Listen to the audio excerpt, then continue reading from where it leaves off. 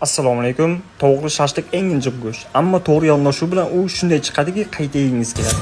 Shashlik bu sabr, lazzat va his qilishdir. Bugun tovuq filesidan sizga haqiqiy farqni ko'rsataman. Avval go'shtni bir xil bo'laklarda to'g'raymiz. Keyin 2 marta suvda yaxshilab chayib olamiz. Ortiqcha hid va qonni yuvib tashlaymiz.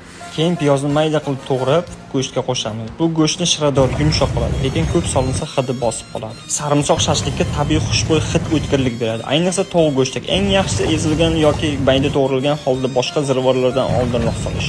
Ezilgan kashish va paprika ikkalasi go'shtga iliq hid, yoqimli rang beradi. So'ng tuz, murch, koreska tuzni birdan solamiz, lekin me'yordan oshirmang. Aks holda go'sht suvini chiqarib yuboradi. Hammasini bir maromda aralashtirib 5 daqiqa dam beramiz. Endi ozgina soya yog' solamiz. Bu lazzatni kuchaytiradi, lekin ko'p solinsa go'shtda tabiiy ta'mini yutib yuboradi. Pista yog'ini ham qo'shamiz. Shashlikni pishirayotganda go'shtni ushlamaydi. Yog'li qobiq hosil qilib, ziravorlar ta'mini ushlaydi. Ammo ortiqcha yog' shashlikni yog'li qilib yuboradi. Oxirida mayonez. Bu sirli nuqta. Ta'mni ochadi. Mayonez go'sht ustiga yupqa qobiq hosil qilib, tashqi ko'rinishi chiroyli qiladi. Ko'p qo'shsangiz shashlik og'irlashishi mumkin. Marinavatimiz 2 soat dam oladi. Mana shu jarayon shashlikning haqiqiy yarmi. Qolgan yarmi olovda boshlanadi.